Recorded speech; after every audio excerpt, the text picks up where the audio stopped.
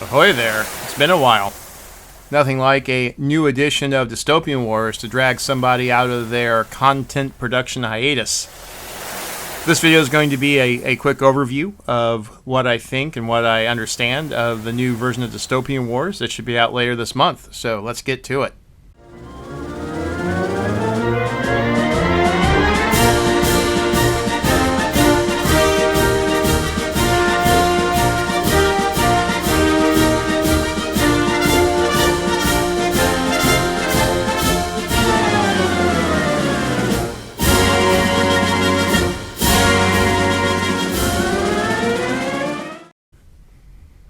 Well, it's that time again. We are on the cusp of another edition change for Dystopian Wars.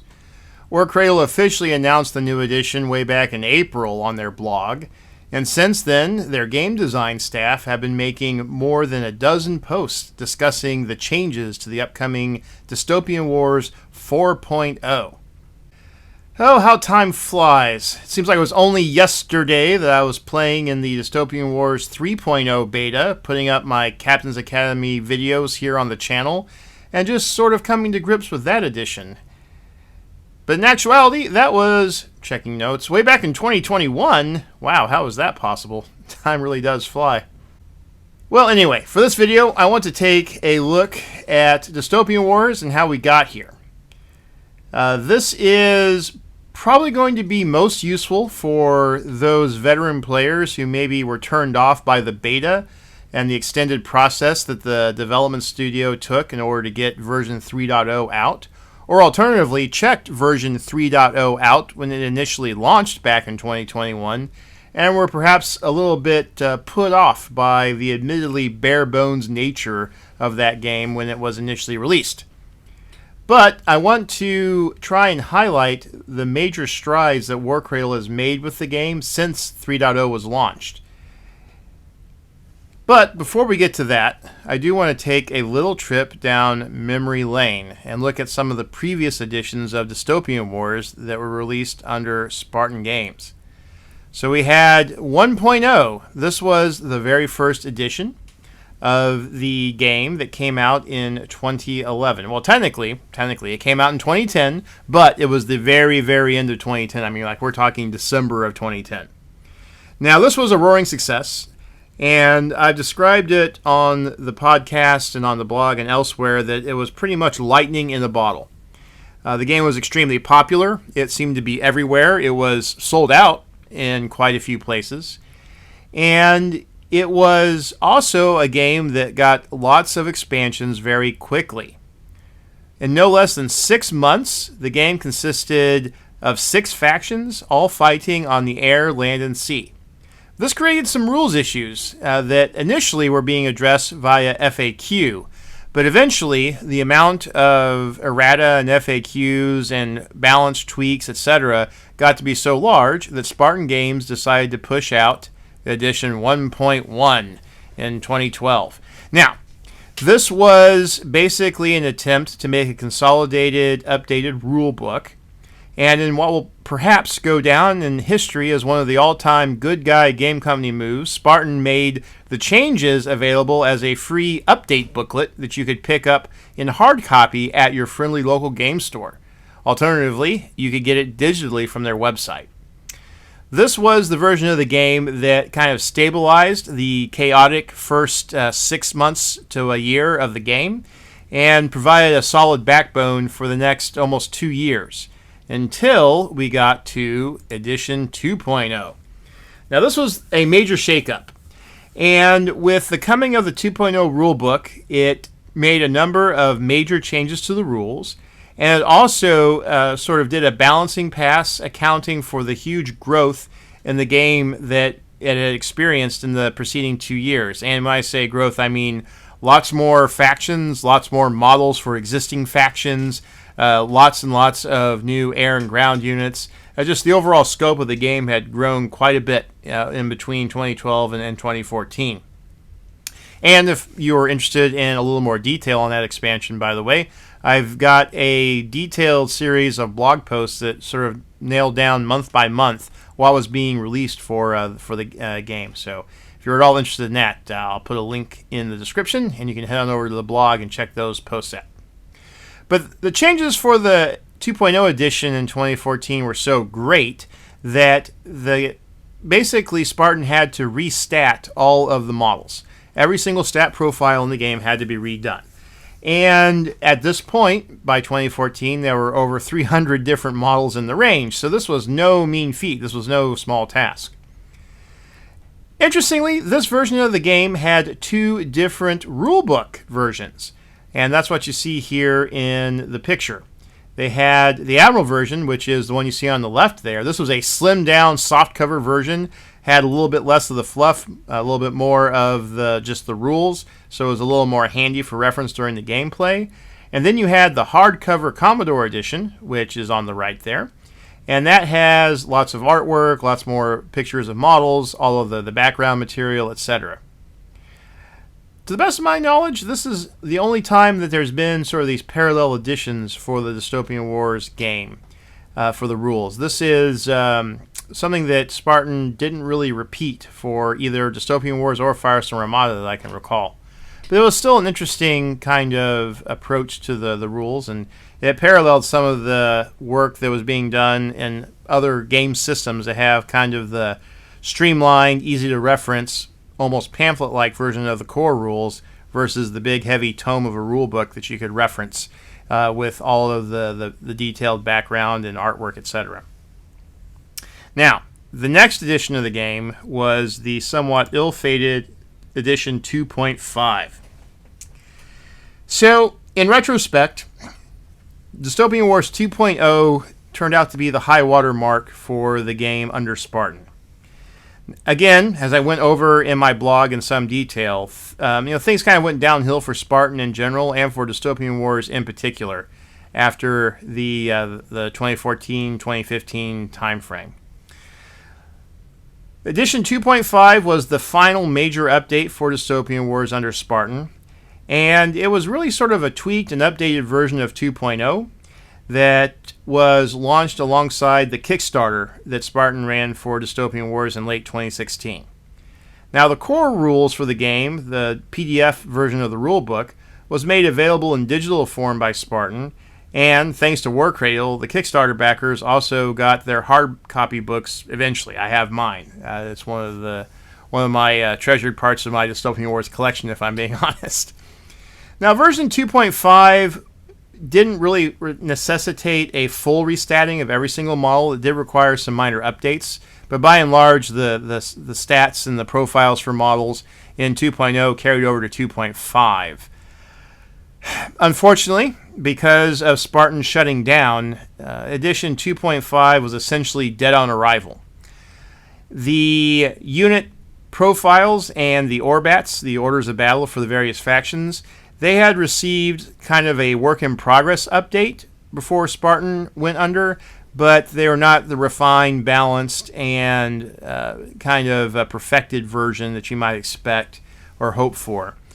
So, unfortunately, in some respects, 2.5 is somewhat unfinished, although I am pleased to report that there's a very dedicated portion of the fan base that has kept this edition of the game alive and has been working on tweaks and updates to the Orbats up until this day, really. So that's always sort of encouraging and inspiring to see when you have a community that's that dedicated. But that kind of closes out the Spartan timeline, and this moves us into the 3.0 era, starting in 2018. So, Warcradle acquired all of the Spartan original IP. So we're talking Firestorm Armada, Dystopian Wars, but also Uncharted Seas in 2017, just a couple of months after Spartan shut down. Now, it took about a year from there for the company to get a beta testing program kicked off for their version of Dystopian Wars, which they were referring to as version 3.0.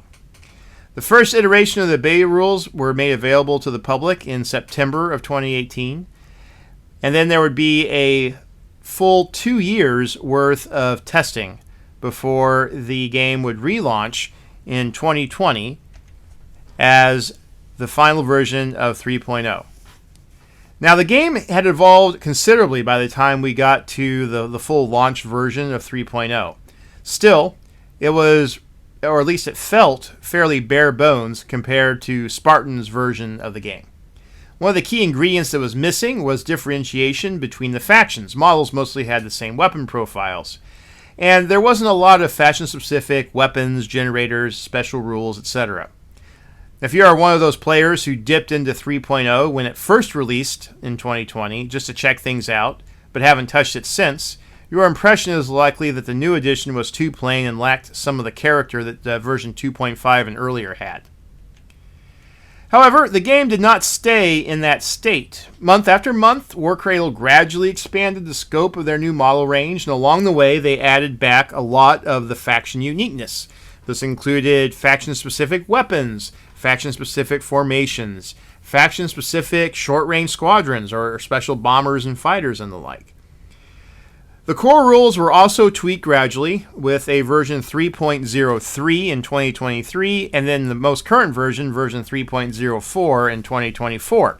These updates address details on how certain aspects of the game worked, including boarding and SRS, but now, at the end of the edition, 3.0 has reached a level of intricacy that is definitely on the same level as the Spartan version of the game, in my opinion. And just as a further illustration, what I want to show you here is a weapons summary or weapons reference that Warcradle puts into their Orbats. This is, for those of you that have played, say, Warhammer 40k, this should look familiar because in the back of your codex or your army book in that game, you can go and find a list of the major weapons that your troops can carry on the battlefield. You know, las cannons, autocannons, bolters, etc. Well, this is a similar approach. Here is the list of all the different weapons that can be equipped on the ships of the Imperium in this example. And this is the version, I don't think this was the very first version. This was just the oldest version I could find digging around my hard drive. But this is an early version of the game, or of the Orbat. And you can see how, you know, there's not a ton here to spread across an entire range. I mean, it looks like a decent number of weapons here. You got, you know, like 15 or so different weapons. But let's compare this now to the most recent version of the same reference sheet in the current Imperium Orbat. You can see that there's almost twice as many weapons profiles on this sheet. And even more importantly, if you look over in the weapon qualities in that far right-hand column, that's essentially your special rules. It's a little hard to read here. I apologize for the org chart, or excuse me, the eye chart, especially for those of you that are watching this video on a cellular phone. But what you'll notice is that there's a fair variety in those weapons qualities, and a larger number of these weapon qualities than what you saw in the original one. And just to drive the point home, here are the two references side by side. And again, you can get a definite feel for the growth in the level of detail and the complexity in the game over the 4 years that version 3.0 has been in active production here. So let's look at it holistically. Looking back, we have seen both across the Spartan era and the Warcradle era major and minor churns within the Dystopian Wars rules. The jump from 1.0 to 1.1 was fairly minor, for example. The jump from 1.1 to 2.0 was massive enough to require a full rewrite of all the unit profiles for the game and was a fundamentally different gameplay experience. That kind of poses a question, though, doesn't it?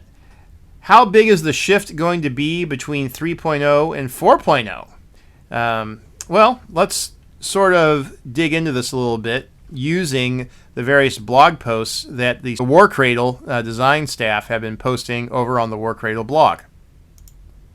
Well, as of the time of this recording, we can't say for 100% certainty what the full scope of the changes will be. However, these blog posts that I mentioned at the start of the video provide a lot of insight into the direction that the new edition is heading in. We have over a dozen blog posts that have been giving us insights into how 4.0 is shaking out, which is an impressive amount of transparency on the part of Warcradle, if I may say so myself. Now, what I'm going to do is briefly summarize what has been posted on the blog and discuss a few highlights. This is going to be more of a top-level summary than in-depth analysis, so I do recommend that you head over to the Warcradle blog and read the full entries for yourself if you are interested in having a fuller understanding of what is coming in version 4.0. Here's the list, and this list is actually out of date because they just posted one a few days ago on August 29th. But this just gives you a kind of an idea of what is. You have the initial announcement back in April, and then roughly every week to 2 weeks you have a new post coming that provides some insight into a particular aspect of the game and how it's evolving in version 4.0. I'm not going to read through every single one of these blog posts, but I am going to highlight some of my top takeaways about the changes that are coming. In other words, what do I think are going to be the biggest changes in 4.0 as compared to 3.0? All right, so big change number 1 is Victory and Valor cards. These cards are getting a major shakeup. They have a new look. Their values are now 1 to 12 instead of 1 to 60. And there's now a crew check mechanic in the game that will require using these cards to pass certain tests for your models.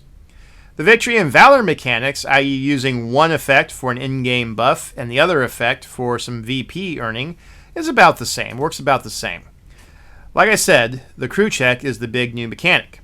Models will have a crew rating, and the player will need to flip over the top card of their Victory and Valor deck to compare its value against the model's crew rating. If the value is higher, not equal to, but higher, then the check passes. This specific example was used on the blog, so it shows that crippled models need to pass a crew check in order to participate in an attack. So, I suppose that means if I have a squadron of 3 cruisers and one of them is crippled and that cruiser fails its crew check, then I can only attack with the 2 non-crippled cruisers. Now, this is a major shift in the game's mechanics. This is completely new to the game, even going back to the Spartan days. We haven't seen something like this. And that means it's going to be an adjustment. It's going to be something that you'll have to try and get used to as a player, because we haven't had to experience or deal with the possibility that one of our ships, even though it's crippled, wouldn't be able to attack. All right, big change number 2, short-range squadrons. Now, on 27 June 25, there was a blog post just titled Short-Range Squadrons, easy enough. And what it shows is that in 4.0, SRS mechanics have some similarities to 3.0, but have some huge differences that sort of turns the whole process on its head. So the difference is that in 3.0, SRS were placed when a carrier model was activated, and then in the end phase of the turn, all the various stacks of the SRSs that had been placed on the table during the previous activations of that turn got to make their attacks and interceptions. Now in 4.0, it's basically the opposite. Now there is a launch phase at the beginning of the turn before any models have activated to move and shoot. In this phase, all SRS are placed on the table. Once the players get to the action phase, they can then resolve an SRS stack and then activate a squadron like normal. So in other words, instead of activating a squadron, you get to resolve an SRS stack and then activate a squadron back and forth during the activation phase of the turn. So, to summarize, instead of gradually placing SRS on the table over the course of a turn and then resolving them more or less all at once, players will now place all their SRS at once at the beginning of the turn and then resolve them gradually over the course of the turn. As if that wasn't enough, attack runs by SRS against models are now different too. Instead of dealing damage directly, they cause critical hits. Now, it's not 100% clear from the blog posts, and really any of the blog posts that I've read that I've caught so far. We don't really know exactly how critical hits are going to work in this game and what their impacts will be. But it appears that no matter how many SRS are used against an enemy model, the max number of crits is only 1. Instead, multiple successes from attacking SRSs against a model simply allows the attacking player to roll multiple critical hit dice and then choose the result that they wish to apply to their target. All right, big change number 3 is to shooting. Now, as with any miniature war game, shooting is one of the major core components of any game, right? And Dystopian Wars is no different. Now, first, this was talked about on the 20th of June in 25. And gone are the days of being able to fire every weapon on your model's profile that has a valid target, i.e. within range and line of sight. Instead, players are limited to firing a number of weapons equal to, at most, the model's action limit. Now, action limits are a new addition to model profiles, okay? This is essentially a quota of different things your model can do when it's activated. We know for a fact that shooting is one of the actions, but there are some hints in the blogs that there will be other things that will also count towards the action limit.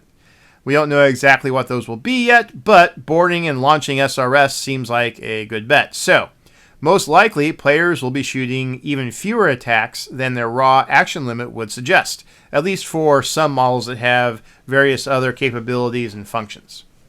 Now, on the plus side, players no longer need to declare all their attacks before dice for the first weapon are rolled. This is a major shift. The whole activate the squadron, declare all your attacks, and then roll your dice for those various attacks has been a part of the game since 1.0, way back in 2010.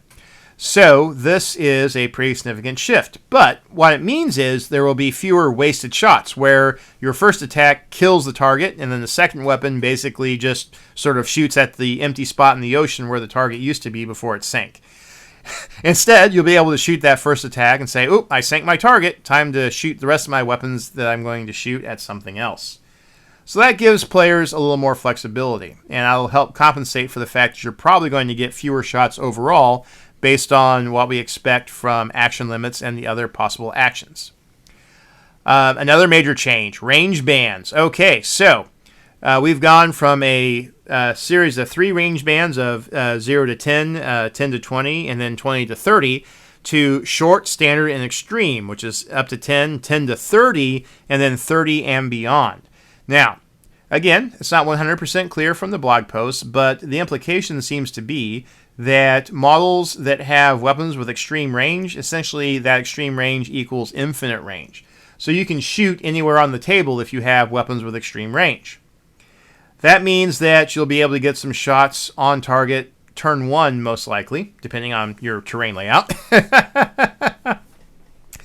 And that does also then suggest that terrain is going to be very important in 4.0 since there's going to be threat ranges that are essentially the entire table. Now, on the plus side for the defenders, models will now get a chance to make a saving throw against all incoming attacks. This is called a resistance roll. The way the blog describes it, this mechanic sounds very similar to how defensive actions against torpedoes or rockets work in 3.0, using either your submerged or aerial defenses respectively. It's just that now these rolls will be made for all incoming attacks, regardless of weapon type. This change strikes me as almost Warhammer-like.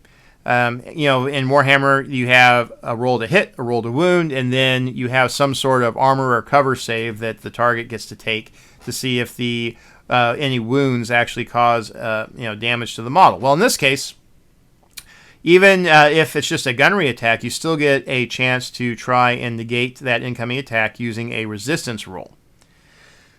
This means that for every attack, both players will end up rolling dice. So that means that there'll be sort of constant involvement from both players. And that doesn't sound like a terrible thing. I mean, I like rolling dice as much as the next gamer. We'll just have to see how that affects the flow of the game and if it has a tendency to bog it down at all or not. All right, so those are sort of my top 3, but now I would like to talk about what I'm kind of calling a lightning round. Here's just a few other things I noticed that are going to be major changes, but for the sake of brevity here, I'm not going to go into the super detail on. So first, boarding is being reworked, very different the way it works in 4.0. Not all models will be able to board. In 3.0, if you had a model, it could pretty much board, although a frigate boarding a battleship wasn't necessarily a recipe for success. You could still do it. But now, you had to have a specific entry or special rule in your stat profile to be able to do a boarding assault. Again, this is a new thing. It's a pretty different way to play the game compared to previous editions. And then also, as far as boarding goes, it looks like similar to the way SRS are now working, boarding is only going to be causing critical effects, not damage directly. The other thing I wanted to mention is that there's some tweaks to moving.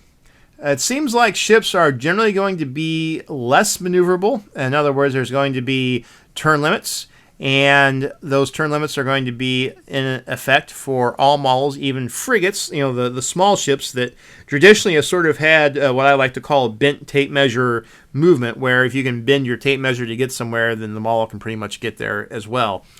You're going to need to be a little more particular about how you're moving frigates in 4.0 because they don't necessarily have the same kind of maneuverability that we're used to. Again, if I'm understanding the blog post correctly. We are still sticking with just a single size turning template though, so we're not going back to the glory days of 2.5 and earlier where we had 3 different templates for small, medium, and large models. Likewise, ramming has been tweaked and it's going to be potentially just as deadly for the ramming ship as it is for the ship that's getting rammed. Basically, if you're not specifically designed and equipped for ramming other ships, then it's a pretty dicey maneuver for your model to execute. So things, if you have like a special, like Russians have some ships that have special rams, and then the Crown submarines that have the special hull ripper type stuff on it. Those are going to be more successful at ramming, as you would expect. But your less specialty equipped ships are going to be potentially risking life and limb to do a ramming attack, it sounds like. And then finally, I do want to mention that we're getting some major component updates.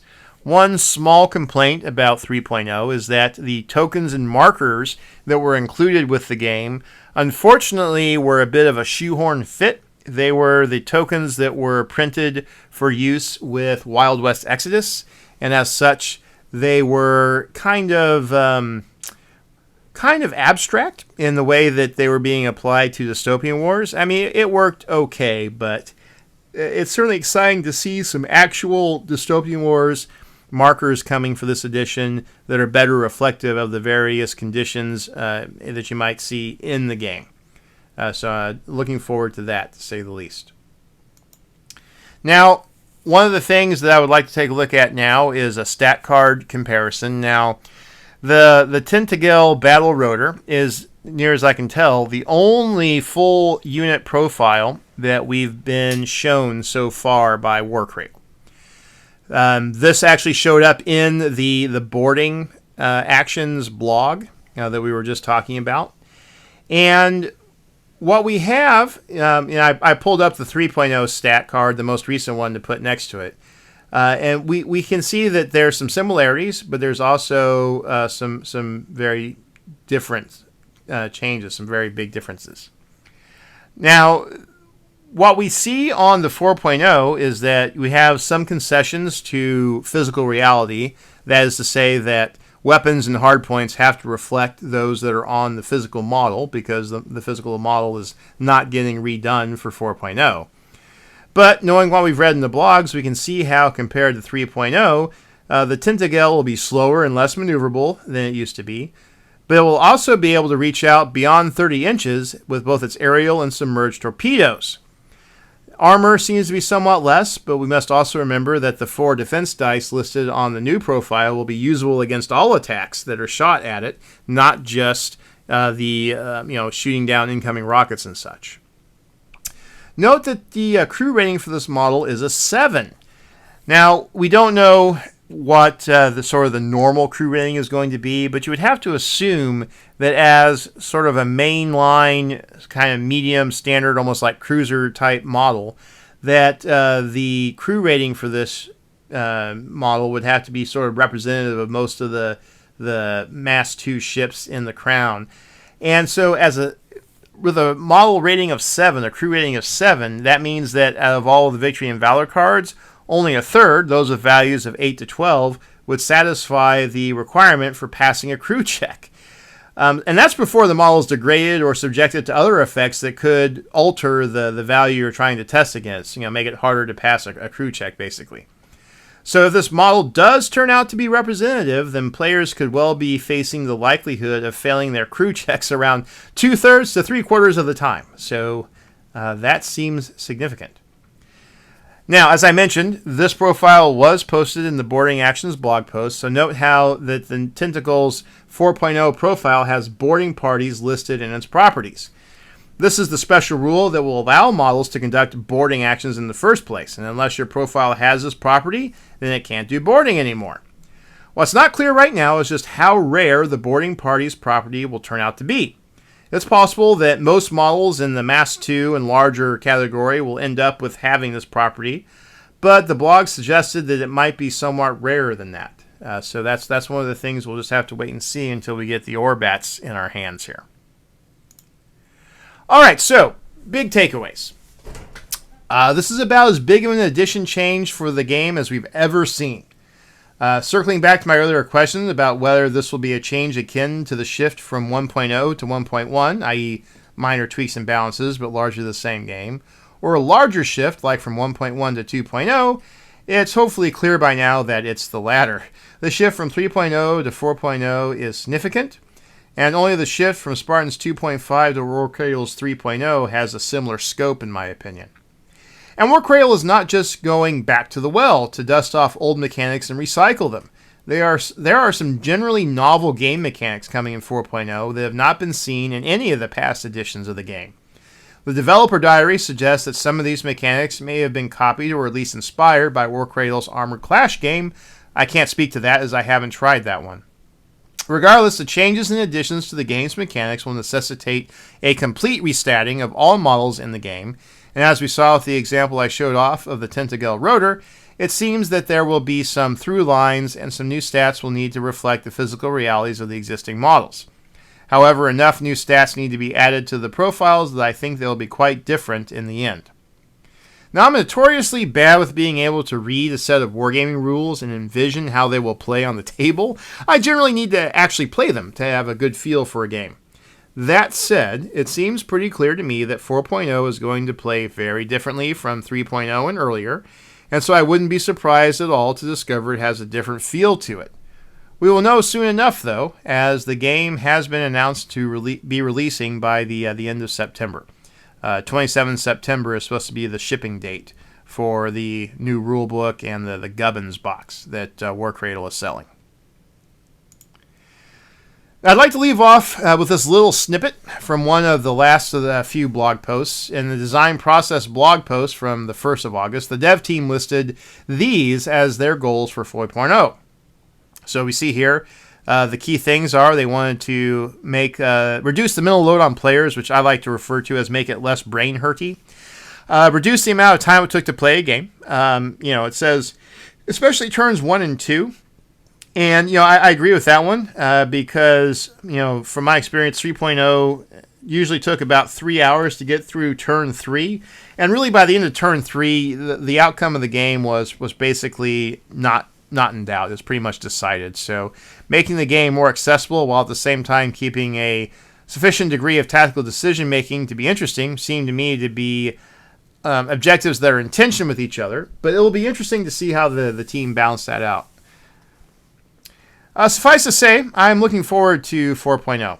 The changes sound like good ones to me. I'm certainly interested in trying them out. And it looks to me like the dev team had their hearts in the right place, at least, based on the list of objectives they put here. The new version, like I said, will be available here by the end of September, so, just about 3-4 weeks away at the time of this recording. So, we won't have long to wait to see just how well the development team achieved these goals. All right, well, that about wraps it up for this one. Thanks for watching. I hope everyone had an enjoyable listen or an enjoyable watch, and I hope that everybody is excited about the new edition as I am. If you're still on the fence, there's no reason to jump to or need to jump to any sort of conclusions. Warcradle is committed to providing digital copies of their rules for free on their website, so I'm sure that 4.0 will be no different. So we'll just give you we'll have the opportunity basically to check them out for free and decide if maybe 4.0 could be to your liking. But anyway, let me know what you guys think of the changes coming for version 4.0. Also, I'm curious to know, what is your favorite version of Dystopian Wars up to this point? Are you a 2.0 or 2.5 fan? Are you fully on board with 3.0? Are you one of the folks that are still clinging to version 1.1 from all that time ago? I know that I have seen posts in various places around the internet from folks that still swear by those older versions of the game. So, like I said, please let me know which version was your favorite. And until next time, this is Ruck Dog saying good luck and good hunting.